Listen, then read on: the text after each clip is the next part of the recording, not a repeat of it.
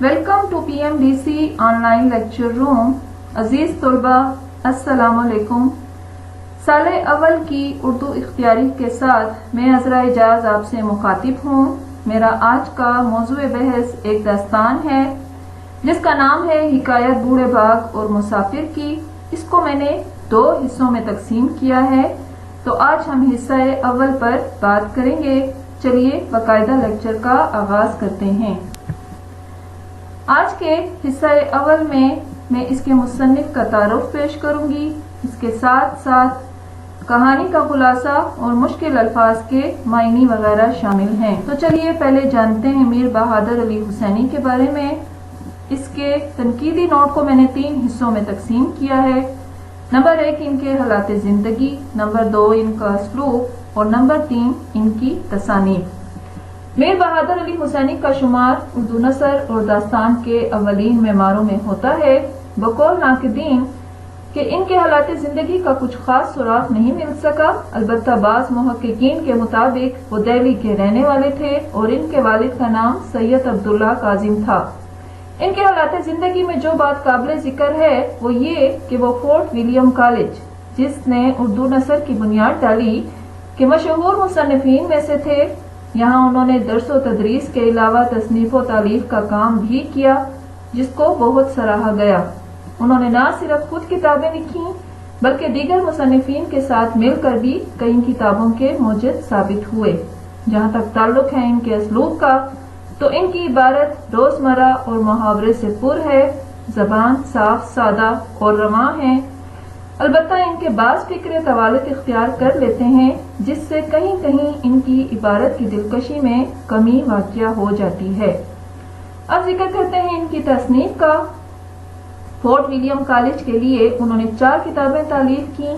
پہلی نثر بے نظیر مثنوی سحر البیان کی نثری تلخیص یا نثری ترجمہ ہے.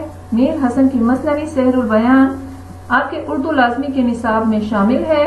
کہا جاتا ہے کہ اصل مثنوی کی اشاعت سے 2 سال قبل نثر بے نظیر منظر عام پر آ چکی تھی. ان کی دوسری اہم کتاب اخلاق ہندی ہے جو کہ قدیم سنسکرت کے اخلاقی قصوں اور کہانیوں پر مشتمل ہے. تاریخ اسام ان کی تیسری کتاب ہے جو چند وجوہات کی بنا پہ منظر عام پہ نہیں آ سکی. ان کی چوتھی کتاب قواعد اردو زبان ہے جو کہ انتہائی اہمیت کی حامل ہے اور ڈاکٹر جان گلکرسٹ کی تالیف ہندوستانی زبان کے قواعد کا اردو ترجمہ ہے.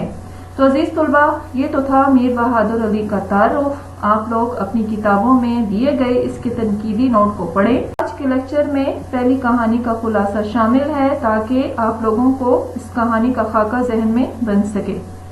میر بہادر علی حسینی اس حکایت میں ایک مسافر اور بوڑھے شیر کی کہانی بیان کرتے ہوئے لکھتے ہیں کہ ایک دن ایک بوڑھا شیر تالاب کنارے بیٹھا ہوا تھا.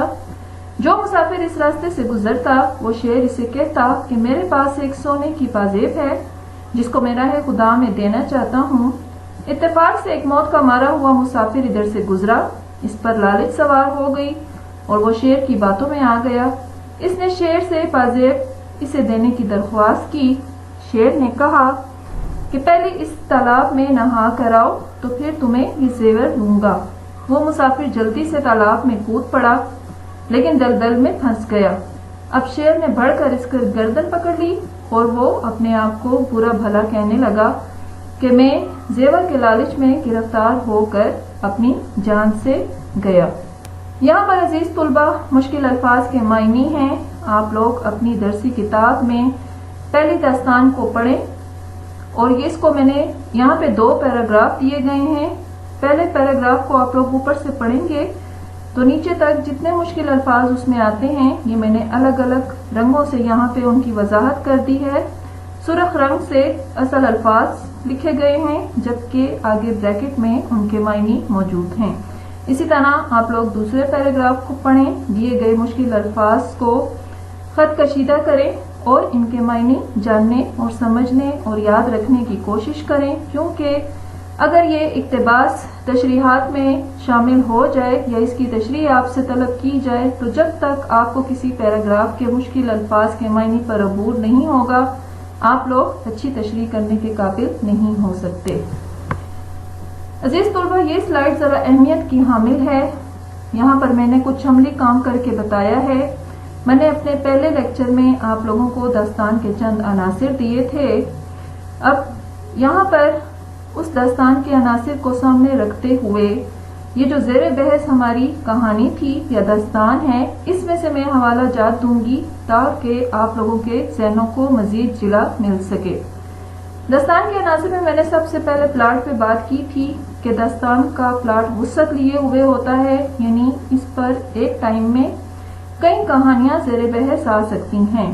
اصل کہانی بیان کرتے ہوئے اگر کسی کا مختصر قصہ بھی آ جائے تو اس کی بھی پوری کہانی بیان کر دی جاتی ہے۔ اسی نقطے کو سامنے رکھتے ہوئے اگر آپ اس داستان کا جائزہ لیں تو میں نے آپ کو شروع میں ہی بتا دیا تھا کہ یہاں پر بھی 2 کہانیوں کا بیان ہے۔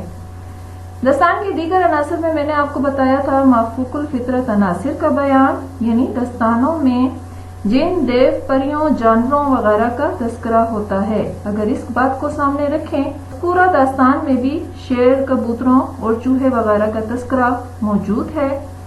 تیسری چیز تھی تخیل، یعنی خیال۔ لکھاری، داستان کا لکھاری اپنے تخیل سے یا اپنے خیال سے خود من گھڑت بناتا ہے جس کا حقیقی زندگی سے کوئی تعلق نہیں ہوتا، اور یہ بات اس داستان پر 100% پوری اترتی ہے۔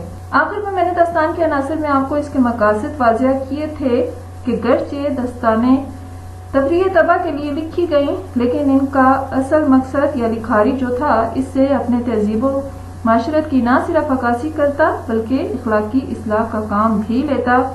جہاں تک میر بہادر علی حسینی کی اس داستان کا تعلق ہے تو ان کا بنیادی مقصد معاشرے میں موجود لوگوں کی اصلاح تھا۔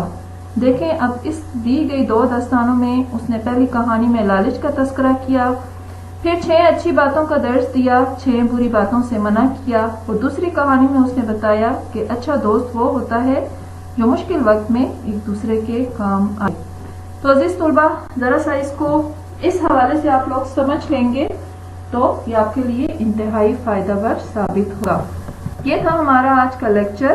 اب یہ آپ لوگوں کا گھر کا کام ہے کہ شامل نصاب داستان حکایت بوڑھے باپ اور مسافر کی سے پہلی کہانی کا مطالعہ کریں۔ اس کے علاوہ مصنف میر بہادر علی حسینی پر تنقیدی نوٹ لکھیں اور متعلقہ کہانی سے اور میر بہادر علی حسینی کے تنقیدی نوٹ سے 10 معروضی سوالات تیار کریں۔ شکریہ۔